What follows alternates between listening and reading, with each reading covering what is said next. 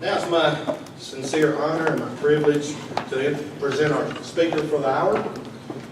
Arvy Dupuy is the Executive Director for Scope 310.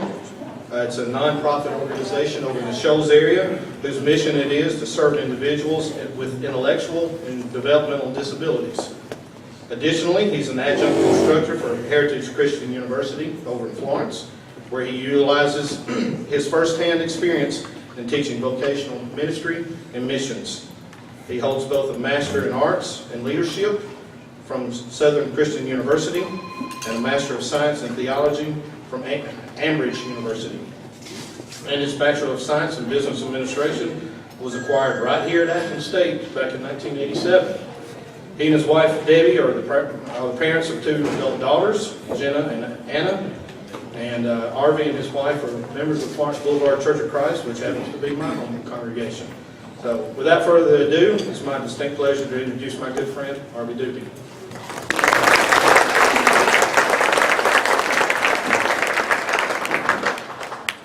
Be careful what you say, especially when you use the word never. I remember it like it was yesterday. It happened right out here. It was 30 years ago.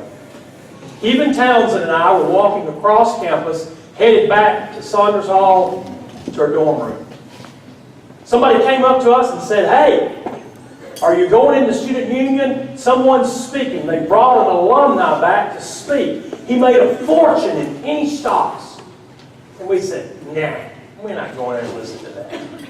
We walked on, and in a minute, one of us looked at the other and said, "You know, when we leave this place, they will never, ever invite either one of us to come back." 30 years, here I am. I'm as shocked as you are that I'm here, Mary, I'll tell you. But I appreciate the invitation. It's good to be with you. I love my time at Athens State. I was here for 2 years and was not only did I live on campus, but was a part of, enrolled in school, was part of the basketball program. Worked as a manager and trainer there. And so my life was immersed here on campus. And I loved every minute of it. It was great. And I have so many fond memories, and I know time doesn't allow to reminisce. I have to mention a couple of people. Coach Merle. Does anybody remember Coach Merle? I love that man. Now, if he didn't like you, you've had problems. And every story you've ever heard about Coach Merle is true, isn't it, Barry? And some, probably. But he was good to me. He liked me, and we had a great relationship. And just a wonderful individual that had a lot of impact on a lot of people. I remember Dr. Bartlett before he was president here. I had him for business law for 2 classes. We loved taking him for business law. He was a good teacher, but at that time, he told us that he was on the governor's legal team.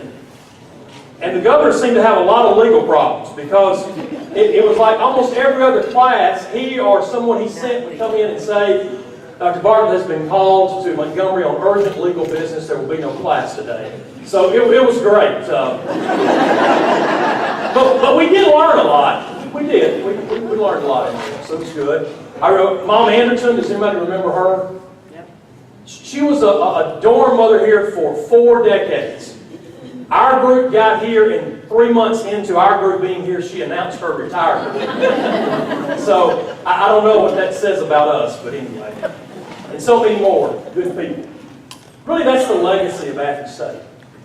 It's not the amazing campus. It's not the historic buildings. It's not the great ghost stories that are forever embedded in my mind.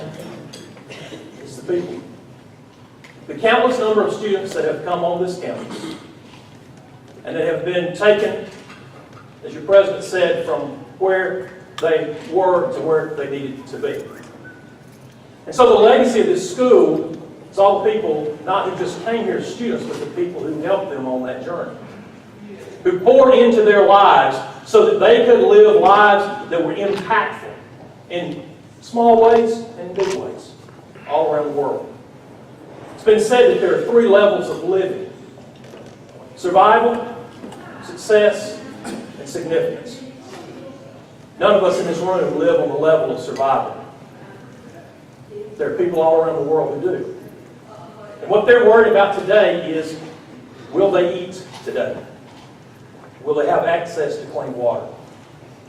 One of the things that we've been fortunate to be able to do in ministry, my family and some of the extended families, to travel the world doing mission work. And right now, we're working in Haiti. We've been down there a number of years. And that place has become like a second home to me. We make about 3 trips a year. Just love the people down there, have great friends. To me, the folks in Haiti are living by survival. It's a place where it's 70% unemployment. The folks that do have jobs, most of them make less than $2 a day. It's a place where 50% of the land is owned by less than 1% of the population. Highest percentage of orphans in the Western Hemisphere. Poorest country in the Western Hemisphere. It's a place where less than 10% of the children even go to high school. And only about 3% ever make it to a place like Athens State. It's a place where 80% of college graduates, once they get their diplomas, leave Haiti and never come back with the support of their family because there's nothing but food. And Haiti is just one country of many places around the world where people live at survival level. You and I, we don't understand that. The second level is success. Second option, you might say. And success is about options. It's about having choices. You and I had a choice this morning of what to put on, what to wear. Some of you chose poorly with your Auburn shirts. That's okay. At least there's no Tennessee fans in the bunch. Sorry, I saw you over there.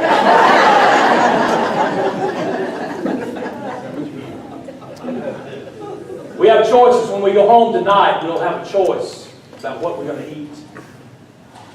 So we live, most everyone in North America lives in a success level. But here's the problem. Survey after survey says that people are not happy. There's something missing. We're longing for more. There's a void in our life. And it's because we all long for significance. So why don't we just live that way? It's because we believe the lie that there's a great chasm between success and significance. That we've got to change everything in our lives to make that step. That's not really true. It's the small things, it's little things that can make such a big difference. I don't play golf. Years ago, I had a doctor tell me, you're having blood pressure problems, you need to take up golf. Now, if you play golf, you know the only thing about playing golf is that if you're bad, like terrible, like I was, it does not help your blood pressure. I was trying to play golf, I was awful.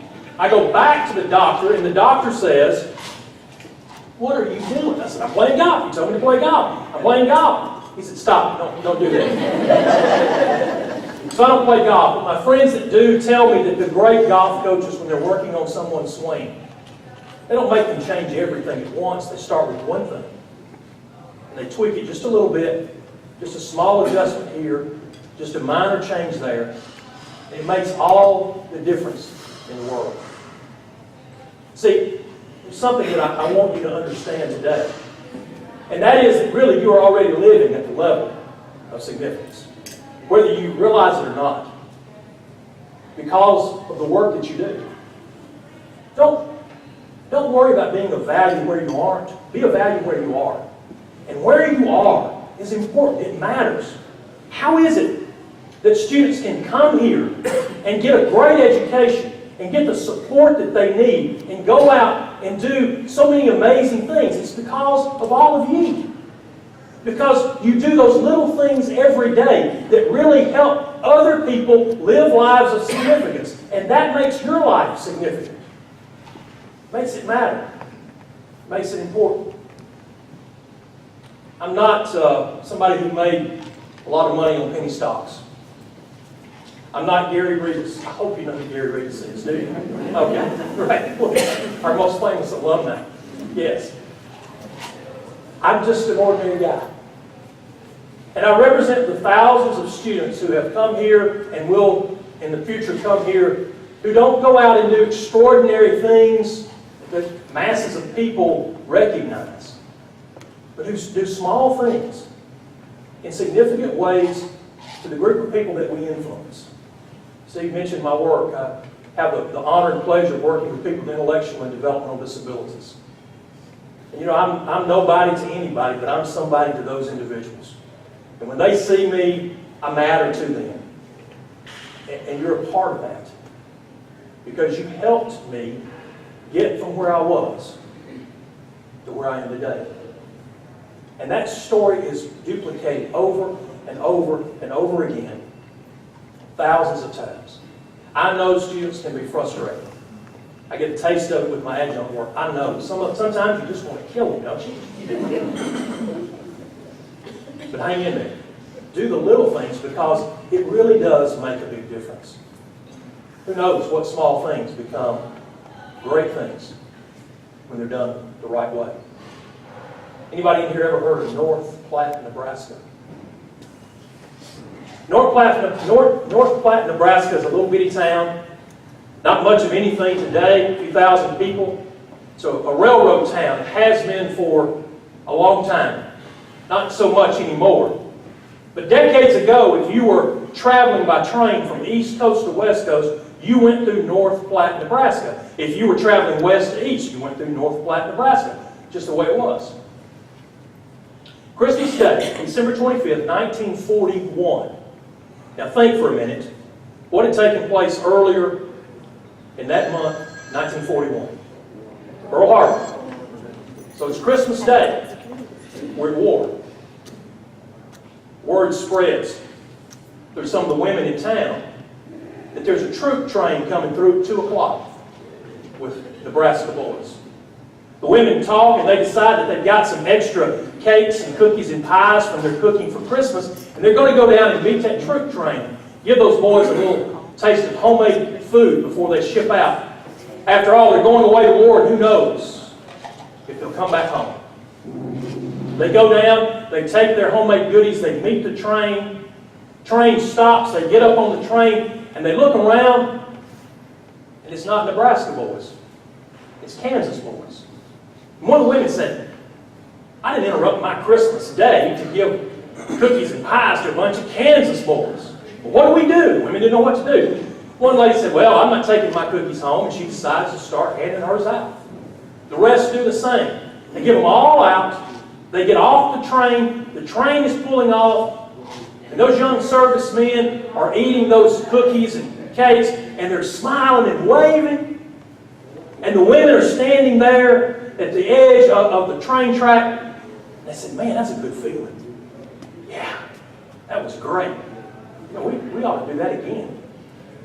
Station master overheard the conversation. He said, there's another one coming through tomorrow about 11.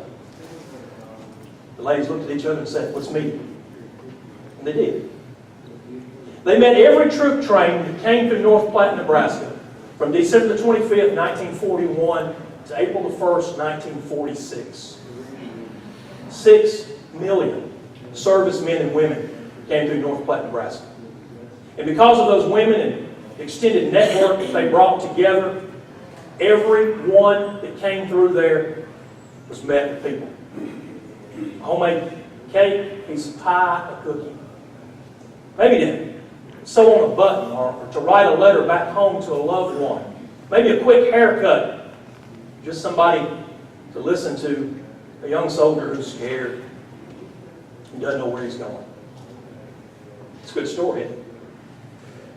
Retired general told that story several years ago at a conference.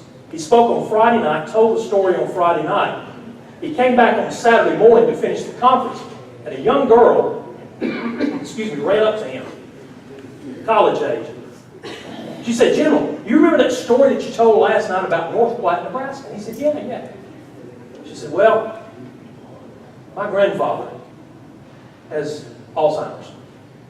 He has good days and he has bad days, and we're always looking for ways to connect with him. It seems that things from the distant past register more with him. And when you told that story, he served in the Pacific Theater, and I knew I just had to try.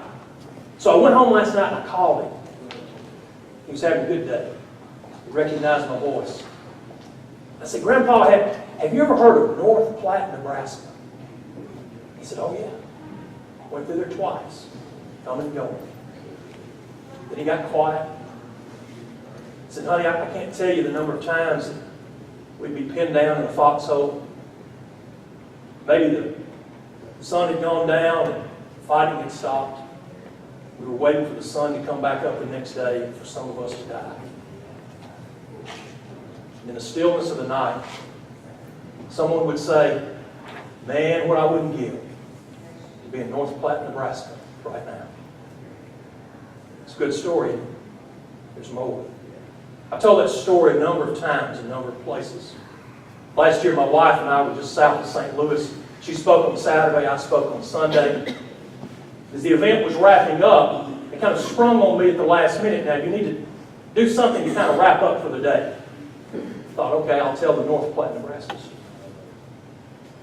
As I was telling the story, there was a gentleman sitting in the back.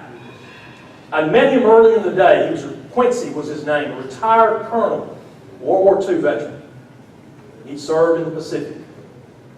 And I saw tears begin to come down his eyes.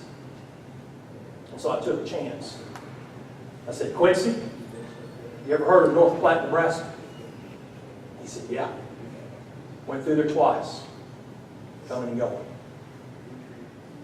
And I'll never forget what he said next.